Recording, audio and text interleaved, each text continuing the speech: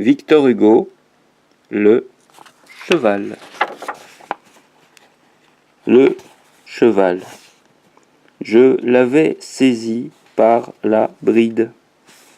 Je tirais les poings dans les nœuds, ayant dans les sourcils la ride de cet effort vertigineux. C'était le grand cheval de gloire, né de la mer comme Astarté, à qui l'aurore donne à boire dans les urnes de la clarté. L'Alérion, au bond sublime, qui se cabre, immense, indompté,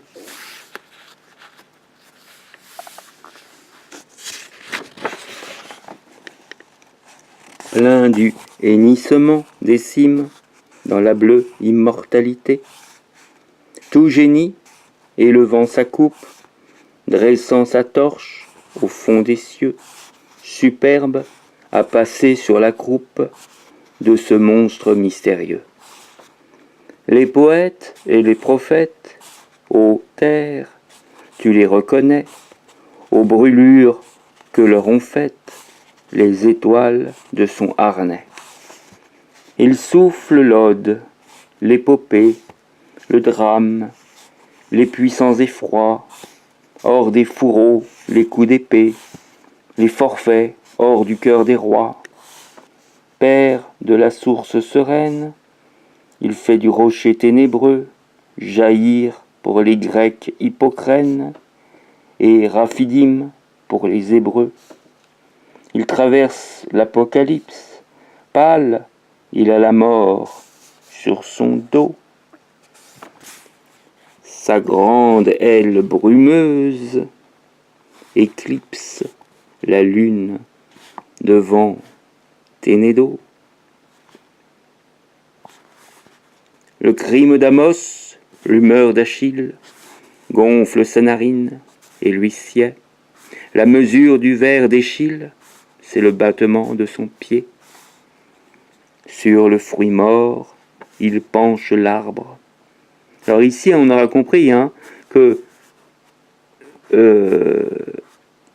j'ai dit il lui sied, pour qu'on comprenne en langage d'aujourd'hui. Mais si on veut faire la rime avec pied, il aurait fallu dire l'huissier. L'huissier, pied. Bon, c'était la petite note, en passant. Sur le fruit mort, il penche l'arbre. Les mères sur l'enfant tombé. Lugubre, il fait Rachel de marbre. Il fait de pierre, niobé. Quand il part, l'idée est sa cible. Quand il se dresse, crins au vent, l'ouverture de l'impossible, lui, sous ses deux pieds de devant.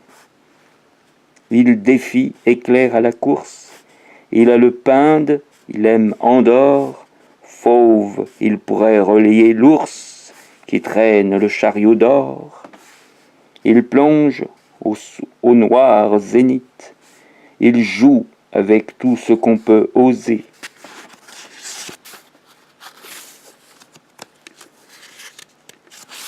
Le temps de tourner la page.